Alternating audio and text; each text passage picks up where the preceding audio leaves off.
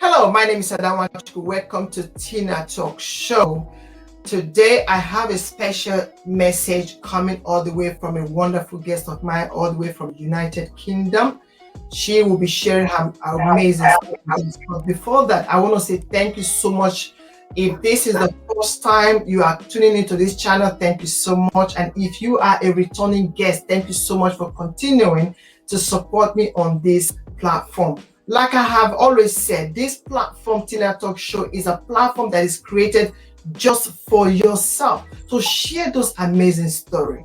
I personally believe that we all have transferable skills, the knowledge, the wisdom, the understanding that life has taught us. When we pass this on to anybody, to the society, the community, to our children, we are actually passing what I personally believe is the greatest legacy. And this is what my next guest today is going to do with us, to share her knowledge, her wisdom, her understanding, what life has taught her. But before that, I would want you to stay tuned, okay?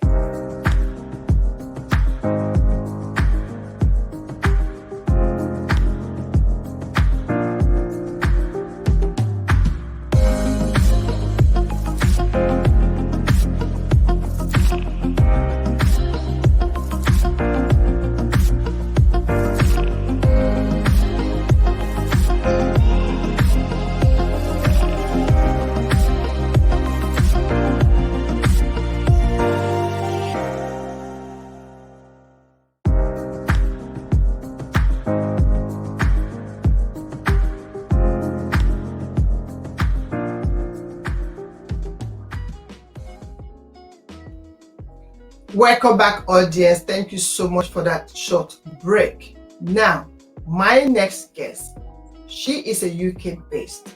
She's a mother. She's an international motivational speaker. Listen, this wonderful guest of mine will share with us today she is someone who had 5 cardiac arrests. Yes, you heard me right. 5 cardiac arrests. Even had life after death experience. You would want to miss that. Without much waste of our time, I would bring my wonderful guest to us. Hello, Miss Adaobi Onyekweli, all the way from United Kingdom. Thank you so much for coming to TinaTalks show. It's a pleasure having you. And by the way, you look amazing. Thank you. I'm happy to be here. Great. Now, we're going to be talking about life after experience. 5 cardiac arrests. Like, listen, nobody hears this and not say, can I meet this wonderful woman? But before we go into this, the area of the cardiac arrest that you went through, we want to first of all understand who is Adaobi. Who is this wonderful woman? Because we believe that this experience has led you to write a book. This experience has led you to become an international motivational speaker. But before you become an international speaker, sharing this experience with the world, who is Adaobi before now? Can you introduce yourself to the world? Hello. Your name, where you're from, we want to know about you. I'm happy to be here. Thank you so much. Yes, happy to have you too. I used to be, my profession is an IT consultant. Okay. I'm a mother, and I'm a wife, and I'm also a friend to many people before I had this incident. Amazing. Thank you so much for that introduction. In brief, I am so excited. You don't even know. I've read your book, and your book is such a powerful book. We're going to dive into it a little bit. Now, can you tell us, somebody might be watching right now and just wonder about your upbringing, how was she growing up and all that. can you tell us, share a little bit of insight about you with us? Do you have siblings? Do you have siblings? Yes, I do. I was born in Nigeria, in Enugu. In That's in Enugu, that's my state. Yeah. My mother had 9 children. 7 survived, but I'm the 7th of those 9 children. And I grew up in Lagos and in Onitsha. And that's how I've been before I came to the United Kingdom. I've always been close to my siblings, and we became close because my father died when I was young. So my senior brother, the first son, was the one that looked after us, plus my mom. In fact, my mom stays with me here in the United Kingdom. Amazing. Lucky you. Lucky you. How old is she? How old is your mom now? She's about 97. She's what? 97. I thought the world needs to hear this. 97. Amazing. Yeah, she's very fit, and she can walk, and she remembers everything. Wow. She had no health issue. Seriously, 96 with all these accolades attached to her yet. Amazing. The reason why I asked that, because I know that you have mentioned that to me a couple of times, and there's, I want us to see the correlation, the connection that, your mother 96 and if 97. 97. Thank you for that correction. To think that your mother is still here and somehow something was about to strike, which didn't.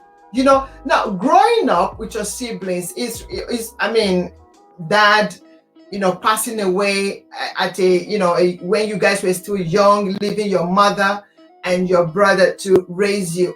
That must be very challenging. Can you tell us one or two challenges you went through in that period of your life?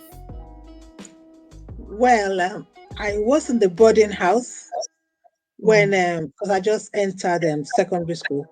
Yeah. And my dad was meant, because he works so much, he's always at work. I wake up, I don't see him.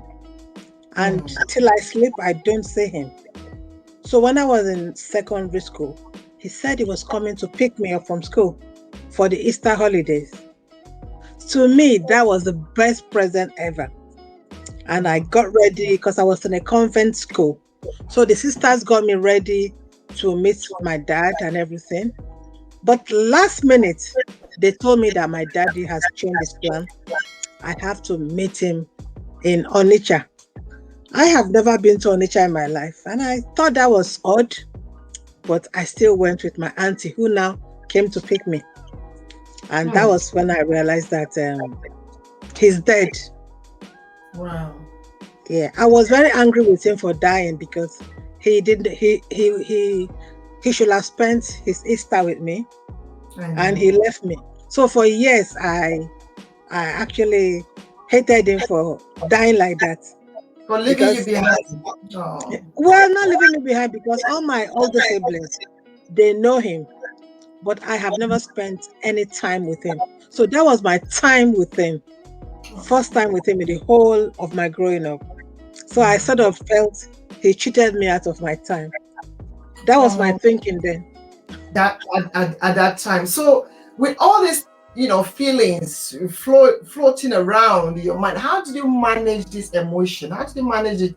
Because it's obviously comes across to me like a challenge for you, something you had to deal with emotionally. How did you break through this? Because I'm sure there's somebody watching you right now who also have that a bit of anger, why did my mother leave, and why did my father left me? Other people knew, my siblings, they had time with him, but I never did. How did you manage to deal with that emotions growing up? I don't think I ever dealt with it because where I come from, after they told me that my father passed away, they just went on with their business. I was rolling on the floor, but they just said, "Stop crying, stop crying.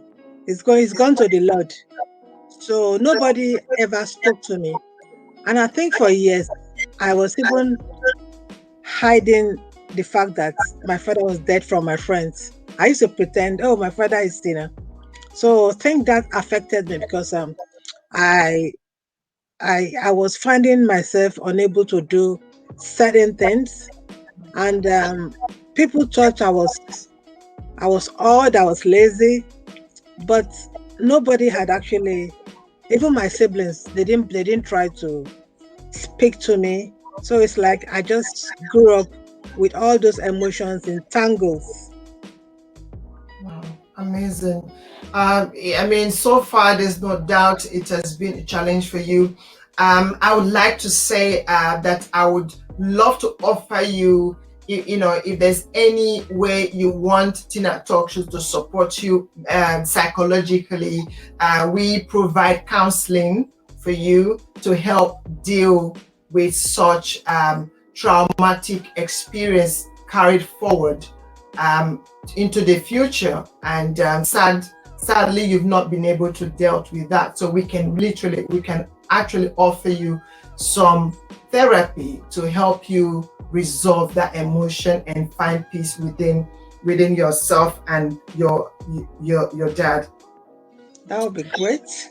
Now, yes, I mean, we can't leave you like that. We can't leave you, definitely, certainly can't leave you like that. And if there's any audience watching right now, if you've been affected by what she had just said, if you've had similar experience in our talk show, is here to support you psychologically. We've got counselors in the house, we've got psychotherapists, in that area to deal with that.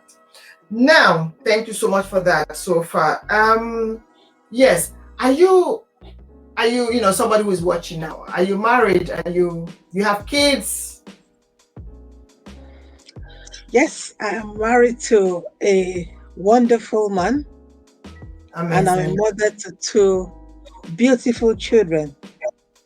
Great. Can you tell us a little bit about these beautiful children, this beautiful family of yours? Because I mean, I find it very it's a good thing to be able to find someone you can, looking at the past and the challenges and how. So tell us about it. How would you describe your marriage? My life? Your marriage, your marital status, Well, I think when I met my husband, what I realized was that I was looking for somebody to play a father role in my life. So when I met my husband, I expected him to be the one that will support me. But in what happened was that he had his own challenges, and I put too much on his shoulders. Yeah, and when the support didn't really come from there, I now found myself, when I had my kids, they were good kids, but I was probably expecting too much from them. Wow. I was expecting too much from them. I can, the sound coming. Is it from your phone? Is it from your house? Can you? Yes. Yeah, you can silence it. No, it's somebody came in. Yeah, that's okay. Okay, it's okay, yeah? All right, no problem. Yes, obviously, I can see something, transferring from your childhood experience and bringing it into our relationship, bringing it into marriage, that expectation of, wanting your husband to fill the gap, to kind of that, that, would you say, I don't want to put the words, would you say that because of your childhood experience, you wanted somebody to fill that gap and your husband happened to be the person you hoped would do that for you, and it did it work? He didn't, because he's not a dad. He's not my dad. But in my mind, I didn't know that. Oh, wow. Wow. So that must have put some like a pressure on him. Very much so. Did it come to the point of anything that you were not expecting? Was there violence or anything happening? Did it lead to anything? Because the reason I'm asking is I want somebody who is watching to see the impact when we are expecting our partner to fill the gap, what it could happen, what it could result to. Because from what you've said, he obviously not your dad, and you put that expectation on him. And did it affect your marriage? Yes, it did.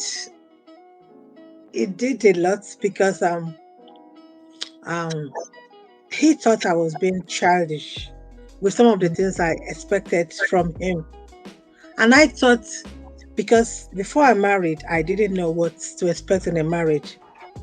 I just thought you go in and he will meet all your expectations.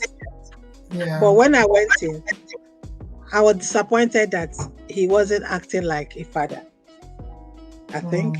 So I think that was where the misunderstanding came from. Even though I went for marriage counseling, but that aspect went picked up. So I think it requires an expert to see that. Because now you are talking to me and I'm thinking a lot. I have never thought about that. It's just now the penny is beginning to drop. Yeah. I can see that expectations, and so which obviously it didn't go down well. Would you say if you had so I mean it sounded to me that like as if you're not together. I don't know if I'm getting it correctly. Well, it caused a lot of problem. He's a wonderful man, but the way we were doing couldn't sustain the relationship, because I was in a marriage, but I was still a child in the marriage. I think he wanted a grown woman. So he couldn't give me what I wanted, and I blamed him. But in hindsight, it wasn't his fault. Yeah. Okay. Yes, like I said, we've got we can support you with all this, if you are interested, if you want to. Now we're gonna thank you so much so far for sharing this amazing, sharing this bit of you to us. Thank you so much for that. Now let us look into the cardiac arrest that led to you becoming one of the amazing motivational speaker and international public speaker today. Now, tell us the story. How did you five cardiac arrests? What happened? Can you tell us the story, please? Well, I don't know where to start. I know. I read your book. It was so overwhelming. Doctor confirming you dead 3 times. 5 times.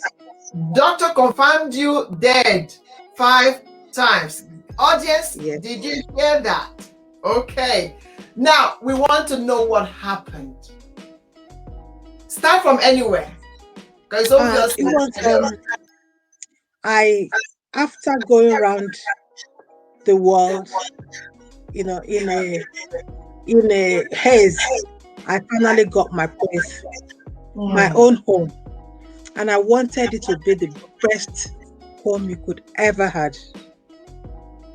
So I just woke up on a day before Christmas, and I was trying to walk towards my Christmas tree, just to put the last touches, so that when the kids wake up, they will be amazed. It will be, wow. That was the last thing I remembered. Wow. And then I think, I don't know how I went, but I remember when I woke up, I just thought, oh my God, I haven't Where's my Christmas tree? Yeah. I was looking for my Christmas tree because that was what I remembered last, you know. And Wow. I was surprised to see machines, things beeping, pom, pom, pom, and I could see people walking. But all I saw was I was in I was in is it mortuary. That was what I saw, and people were afraid to come and save me. You see, I was living in this kind of world, which was real to me because I saw all the people that were dead. I was seeing my father, my uncle, everybody. Those were the ones that were company to me. I was comfortable, very happy. Finally, I have seen my father. So I was Wow. so happy to be with him. And I was trying to go to this light. He kept holding me back. He didn't want me to go. And I was wondering, why can I not go? Wow. You know, those were what I was experiencing when they said I was in a coma. Wow. So the first time the doctor came to get you, because I've read your book and I can pick up some few things from there. They came to the house, somebody was there luckily. And who made that phone call? I've always said God is wonderful because my children have just closed for Christmas. Mm. And I also have a cousin from Nigeria who was visiting. If they had been in school, I would have been dead. Wow. It was my son, then my daughter, who had my cousin that came from Nigeria was with us. She, together with my son, they called the ambulance because I just fell flat on my face. And my daughter, who had done the NTS, is something about learning. That's why we should allow our children to learn a lot. Mm. She now, like they told me, she now put me in a recovery position because I was vomiting on myself and so that I don't choke. She's a young girl, but she learned all this because she told me later, Mommy, I had to put you in recovery before the ambulance came. By the time the ambulance came, I was already dead. For 8 minutes, nothing was working. Everything has stopped. So Wow. that's till today is sometimes it resonates with me and it causes me a lot of trauma, especially around Christmas.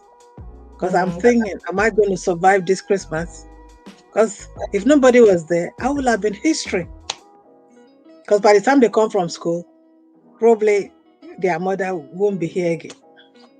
Wow. God always placed that one person at the right time. Amazing. So when this happened, the next place you find yourself was in a hospital with all the boom boom boom going on. That was the first time.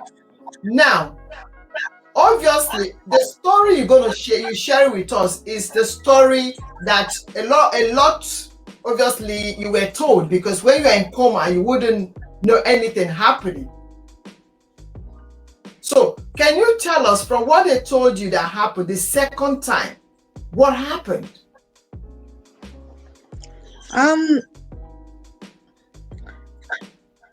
My cousin Rita, that's staying with me, I'm so grateful that she's around because she was meant to travel. She sort of managed the children because the social services stepped in to take my children because they were both under the age of 18. Their father had traveled to Switzerland then for Christmas. So the fact that she went to because the first time the ambulance called her that she should come and sign the papers so that they can take me off life support because everything is gone. I'm already dead. But she ran away. So the fact that that they were able to that nobody signed and I was able to be kept on for that particular day it's a gift from God. Yeah. Because all the things that happened to me, if I didn't have the scar, I have a deep scar here on my neck and the pictures, I wouldn't have known that. Audience, I'm going to show you that picture, like literally. Yeah, I'm with you. Keep going. It's such an amazing story. If I hadn't seen those scars, I wouldn't believe that it was me, because they look really, really scary. And I'm thinking, is this person alive? But that was me. That was me in my coma. And believe me, that was the happiest time in my whole life when I was in that coma. The sky was blue. I was flying all over the world. I was just floating. Okay, I want audience to take a picture. Yeah, just hold that thought. Hold that thought. You were flying like you're in a helicopter, but before that, I want the audience, I want you to see when she said, if not for the evidence of the hole in her neck, that she has recovered now. I could see that. We wouldn't, if she herself wouldn't even believe. Thank God pictures don't lie. Audience, take a look at this picture just for a second so they can see what we're talking about here.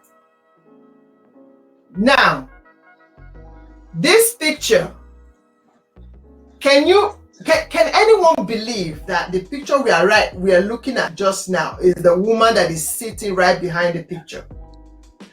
Who took this picture?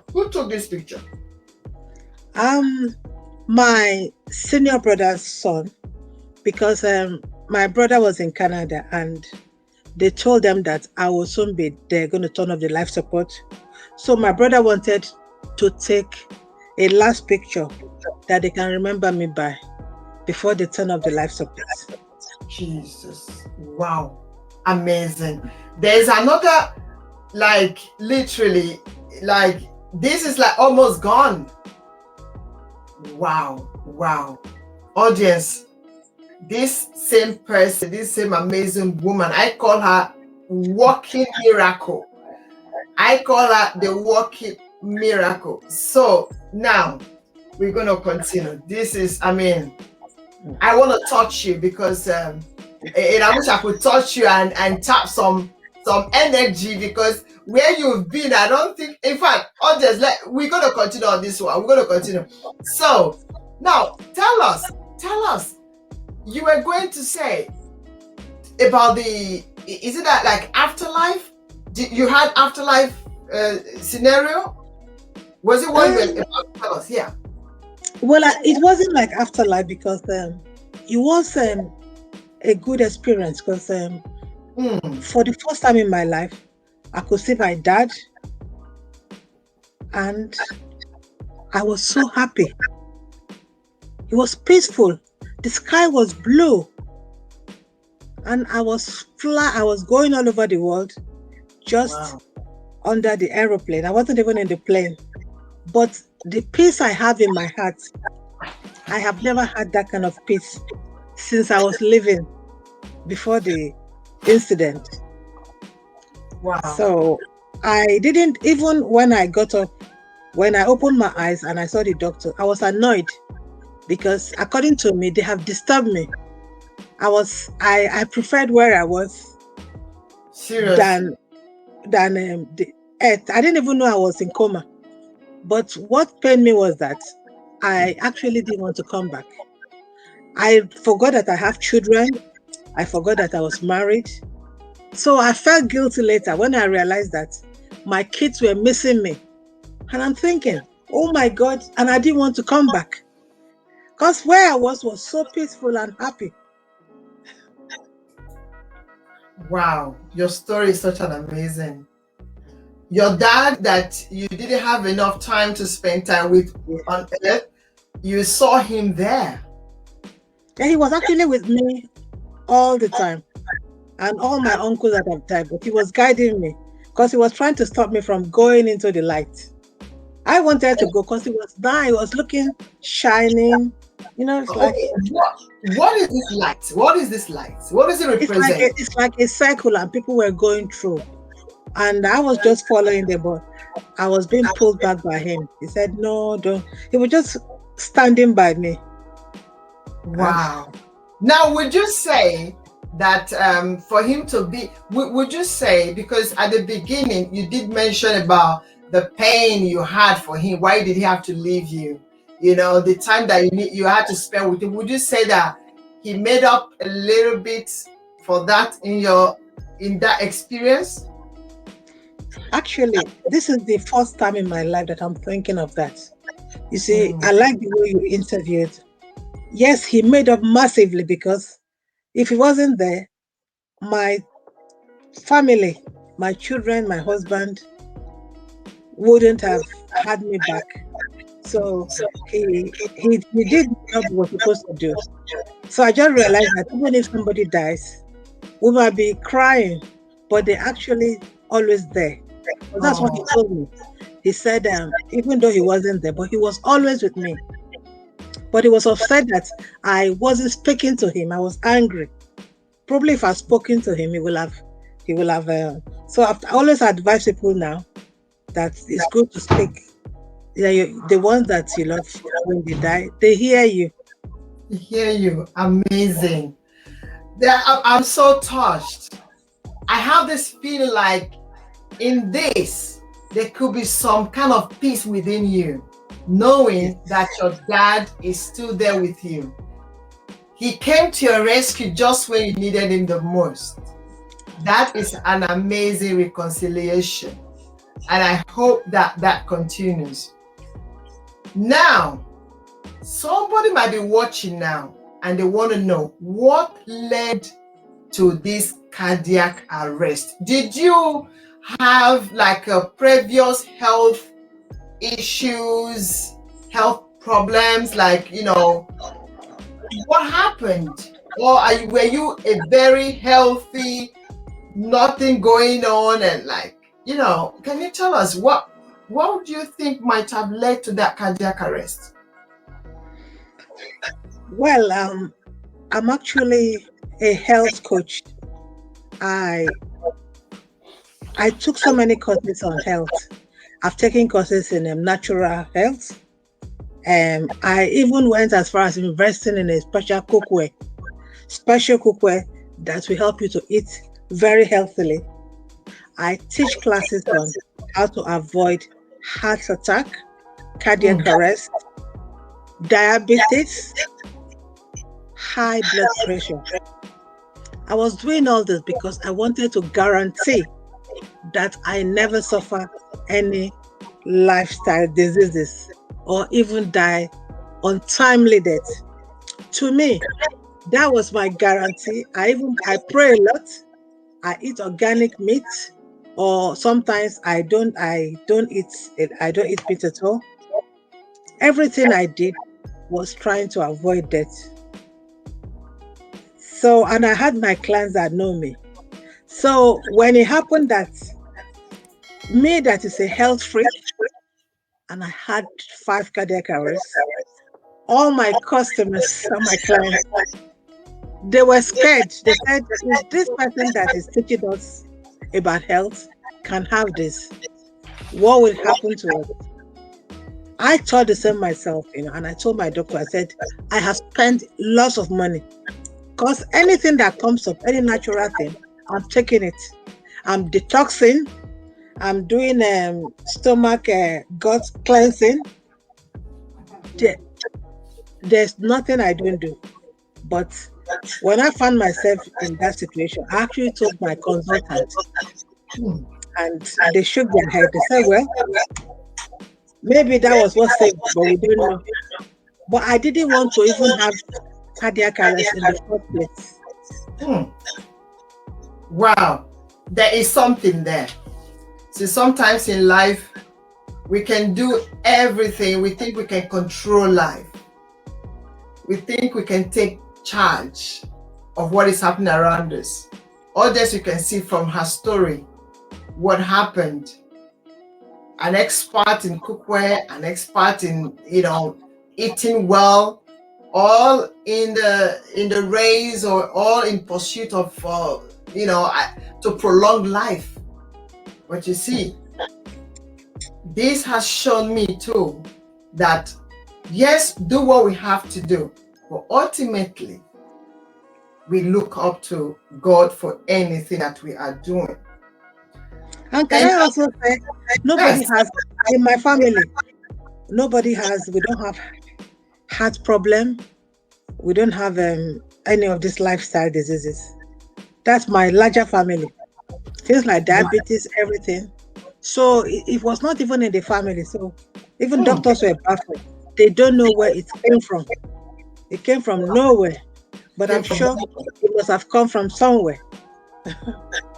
Where do you think it could have come from? I told you, since I've always been angry with my dad, and that's caused a lot of knock-on effects on certain aspects of my life. Yeah. So even if I was as I grew, at the back of my mind, I was not free. I didn't allow myself. I was carrying a lot of things. So I don't believe about stress before. I thought it's only lazy people that get stressed. But what I was told was that I could have been under a great deal of stress. So if they say stress can kill you, that was the stress that must have caused it. So it was just personal to my own toxic thoughts. It's not in the family, but if you think toxic, then you will get toxic things. Wow. Now we can see how our cognitive mindset, our thought process, what we are thinking, sometimes it could be what life throws at us. Sometimes it could be the life challenges, and how we perceive them, how we view them, how we take them can actually impact on our health. It can impact in our health. Your mother is 97 years old. You have there was no health. I mean, your family have gene is a very long one. You guys stay really, long as possible. I mean, I am learning so much so far. I am learning so much, and all this, I hope that you all are also learning something here. Now, you wrote a book. After all these experiences, you decide to put everything in a book. Would you say that was your drive, your motivation to writing your book called Invention, Reinvent Yourself? Now, tell us, first of all, but before that, what message, or let's talk about the book first, and then we look at what is it that you have for the world. I know that your book is already a message to the world, but what motivated you to write the book?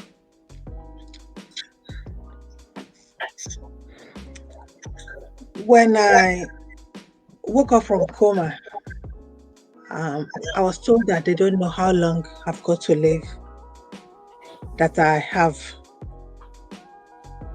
And being that when I was in coma, I actually heard when they said they should turn off the life support. And I was telling them, please don't. I am not dead yet. But they said they didn't hear me. So what I've realized was that I didn't know it was so easy to die. Anybody can die anytime. Tomorrow is not guaranteed. So as soon as I came out of hospital, I knew I had to document my life. So that other people will not live the way I am, that I've been carrying resentment, which could kill them. I felt the world need to know the secrets about healthy living. Not in my cooking. Before, I was teaching healthy living by changing your cookware, changing your food, but through our thoughts, our mind. I actually wrote the book within a year because I felt before I die, let me put my book in so that people, my thoughts in the book. So that was what the drive for the book. And I noticed that everything I was doing was like, before, it would take me probably a year to make a decision. I was so bad. But now I make decisions in seconds, Mm. because tomorrow is not guaranteed. You just have to do what you need to do now. Yes, exactly, exactly. An audience. You see, I'm only able to talk a little bit.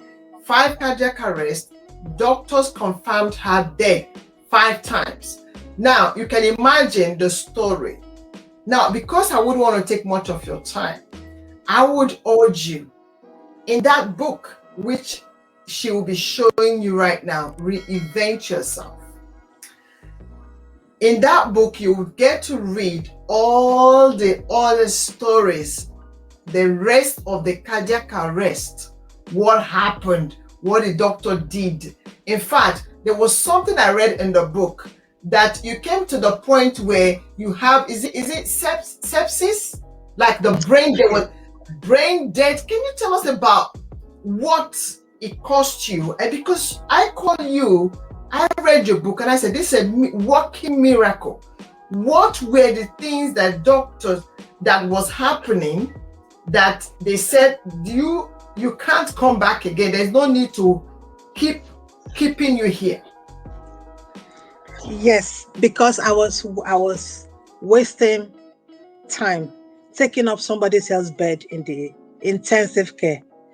They found out that I was when they tried to dissolve the blood clot that was in that had clogged my heart, my liver burst open because of the force of the medication. And all my organs now shut down. I had sepsis, and I had giant blood clots dotted around other places, which they hadn't even reached. Then I was brain dead. So they felt I was going to become a vegetable even if I survive. There's no point wasting good money or time on somebody who's already gone. So my family were told that the best thing they can do is to let me go, because I won't be useful to anybody.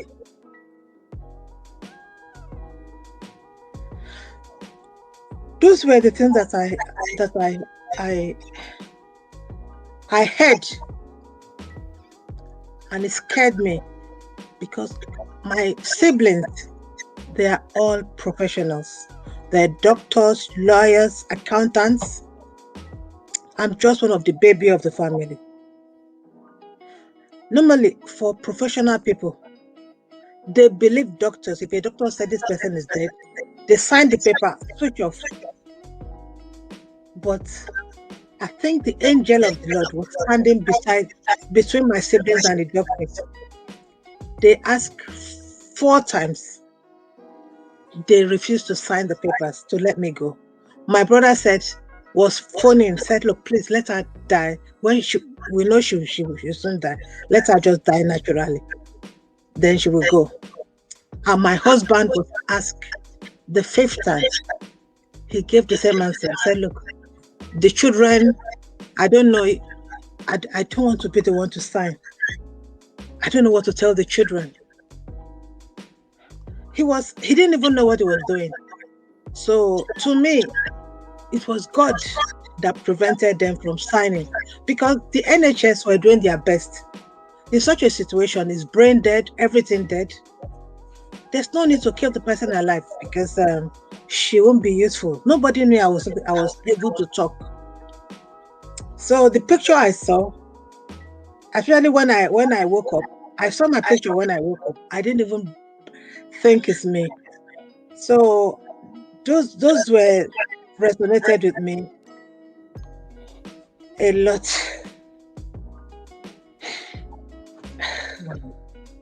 Wow. Amazing. You see, it's very easy to die. Sometimes We think we are here for 1,000 years, but nearly dying gave me a new life. It's like I went to be reborn. That's the way I feel. And because of that, I value my friends more, and I go. I do things now with my heart, because the person I see today, I might not see them again. Yeah. Or probably I don't know what's going to happen to me. So I want people to remember me that I was here in this life. Wow. Wow. Amazing. This must be very emotional for you right now. Must be very, very heavy. You know, your story, like I call you miracle woman. You know, somebody who is watching right now, sepsis is when, you know, the only way I can describe this, in case you're watching and you think, what is sepsis and all that? Have you bought meat before? And correct me if I'm wrong. Meat, and the meat start to get dark, like the reddish of it start to disappear, it becomes bad, black. Like you look at the meat and you say, no, there's no need. This meat is bad. You need to throw it away. It even smells like this is not good enough. This was the stage that she was in.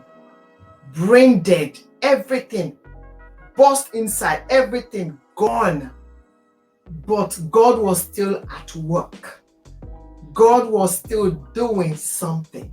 You see, sometimes, I don't know about you watching right now, if you don't believe that there's some supernatural being out there that is looking over you, her story, I'm sure, will make an impact in your life. Now, how did you manage to recover the brain, start to work again? What were the process? What happened? Did you have to go through speech therapy? I mean, to come to the place where you become a motivational speaker now, how was that healing? How was it? The journey to recovery was very, very difficult, because I was told that when they discharged me, actually, I didn't want to be discharged, because the hospital became a home for me. I was happy to live in the hospital. Because of the way things were, I thought if I go home, I would die. Wow. So, but I was used to the nurses. They were my friends. The doctors were my family. I didn't know that when you've been in hospital for so long, you actually don't want to go home. I didn't want to go because I believe that they are my savior. But you know what? They practically pushed me out of the hospital. I kept postponing the day I was going to go home. And then I went with scars, with bandages and everything. And I first had the community nurses. They were coming to my house. Then my husband had to move my bed downstairs. I went through a catalog of health professionals. I was seeing the neurologist. I was seeing the fatigue nurse. I was doing brain scans. I couldn't eat. I was seeing the gastrologist. Then I was also seeing the speech therapy. In fact, I was seeing doctors for everything, even the one physiotherapy, psychotherapy. I had doctors for every part of my body. Wow. You know, and I couldn't move my body except somebody moves me. I couldn't lift my head. Things we take for granted. I couldn't look at people because my eyes wouldn't open. And I actually said to myself one day, I said, what is the purpose of living? Maybe it would have been, one day I was so frustrated, I said, it would have been better to die. Then I said, God, forgive me. That is blasphemy. That was the point where I decided that I am going to live. I'm not going to be angry with God. So I didn't know I would be able to ever walk or even talk. Yes, that was when I woke up for the first time in hospital, when I opened my eyes the first time. Wow. Yeah, I didn't remember, but that was me, because I remember I didn't like the noise of the oxygen. I didn't know what it was. It was like a mosquito, and I kept pulling it out. But I didn't know I was trying to kill myself, even when I was recovering. Wow. I remembered you. There was something about you. I mean, you writing, learning to write again, and learning to cook again. Oh yeah, I forgot how to speak. I had to be taught the alphabet, because I didn't know ABCD anymore. So my children were teaching me A, then they hold my hand. I have to learn, because my brain became blank, and I see people, I don't remember them. I don't even know. If you ask me what is this, I don't know. It's a phone. You have to tell me. It's like my brain, just like a baby, my brain has to get Really? information, and you have to put it in. So my husband was reading me, was telling me, this is a pencil, this is a pen, this is Wow. a rice. Wow. So it was quite funny. Even my kids were saying, but mommy, you taught us A, B, C, D. How can you not know? But my Oh. daughter was busy showing me lots of things, even the pictures. Initially, I didn't know they were my kids, but it was my daughter that she was so happy, because they've told them that they should be prepared that I wouldn't remember them. But Oh my when God. she walked in, and I called her name, and she ran away. I was saying, where are you? So her dad said, she came and said, Mommy remembered me. My Mommy name. remembered me. Yes. Your story is such an amazing one. Oh my God. Oh my God. Even how to cook and all that, you had to relearn them. Because I remember I had a privilege to get to know you, and there is so much things that we have shared together. I think I experienced some of those moments where you couldn't remember Yes. a lot of things, and how to put what if water should go before the food, or salt coming, or crayfish coming, and vegetable, how to cut it. There was something about it missing, and to the glory of God, you were able to come back, and today you are a motivational speaker. Now Yes. you have told us, shared with us what inspired you to write the book. Now, what message would you say you want to give to the world today? What message would you pass to the world today? Well, I want to give to the world that sometimes we walk around absent in our own life. God has given us this life, but we walk around, we don't remember the life we're in. Hmm. But we're actually still alive and in the life that we are living. So we should try to enjoy the life we have now. Hmm. No matter what happens to you, just find a way to move forward. And sometimes when you focus too much on yourself, you can actually forget your purpose in life. I Hmm. was focusing too much on things around me that I forgot the purpose in my life. And it's only when I nearly stepped out of my life that I remember that I was put in this world Hmm. to experience it and to leave a legacy. So Hmm. don't walk away from your dream without achieving it. If you are stuck, you can ask for help. I didn't ask for help. Probably if I've asked for help from people around me to explain more about my daddy, or when I had problems with my husband, I would have just said, okay, this is what I'm expecting. I was putting everything in me, hoping that by magic, Yeah, people will seek it out. Or better still, I could have gone to a therapist or a psychotherapist to help me, but I didn't. So you yeah. see, Don't suffer in silence. Always ask for help. Wow, amazing message to the world. Amazing message, audience. Do not keep silent. Speak to somebody. You know, when you speak to somebody, it's halfway, resolved. Yes, it might not clear everything, but at least you've lift off a little bit of burden off you. Now, how can people reach you? If somebody wants to reach you, they want to contact you. But before that, can we see your book? Can we have a picture of what your books look like? 1 second. So, yes. So, what is it called? Reinvent Yourself. Yes, Reinvent Yourself. By Adaobi Onyekweli. So, how can people find this book now? Actually, it's on amazon.co.uk.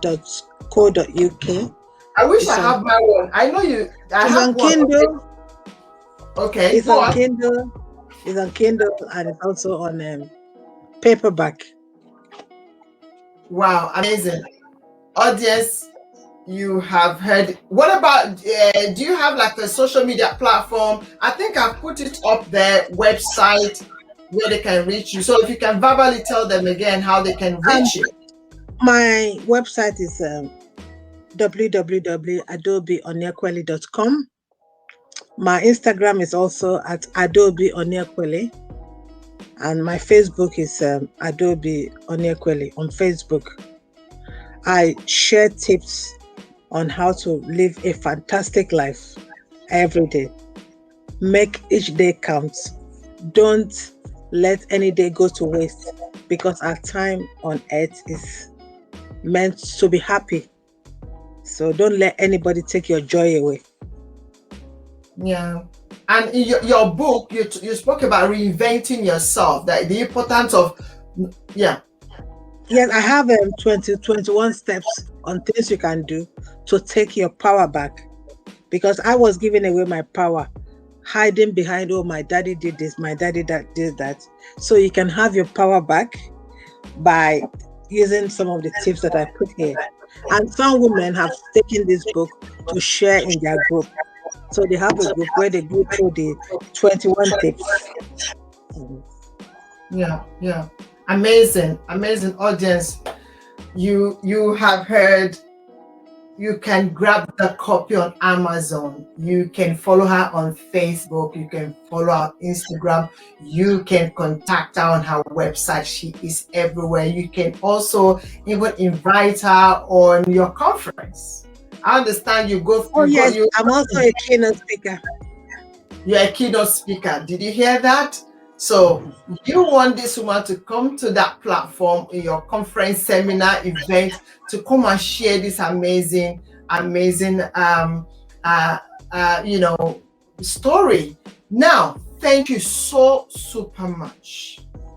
It's a honor, it's a privilege to have you come to TinaTalks show to share this wonderful,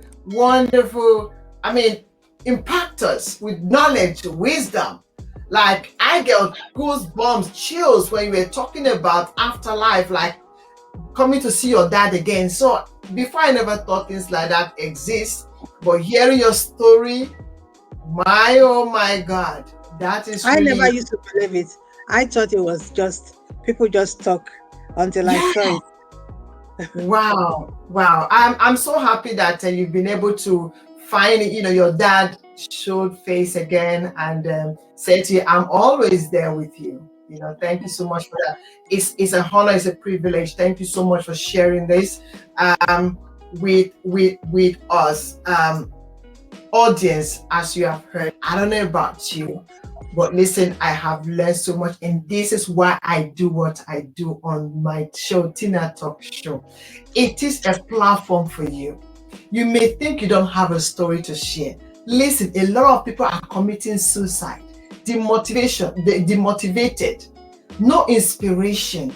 That story, that experience, that knowledge might just be what they are waiting for, might just be what they need to break through.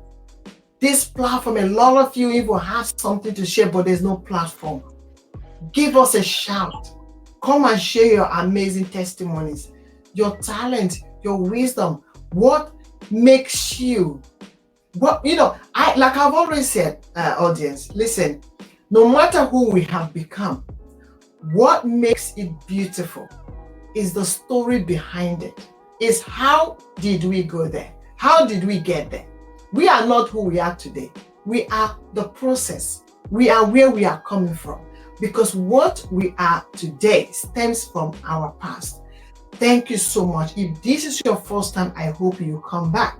And if you're watching me from my YouTube channel right now, do not forget to subscribe and press the notification button. So next time when I'll be up again with an amazing story, you will be notified immediately. Are you watching me from Facebook? Please do not forget to follow me up there. Are you on Instagram right now watching me? Do not also forget to follow me there, because there's so much on TinaTalks Show. Thank you so much. Until next time, where we would be coming up to share our amazing story with you. I have also wonderful guests lined up for you. Please don't forget to comment, like, and share my page. Thank you, and bye for now.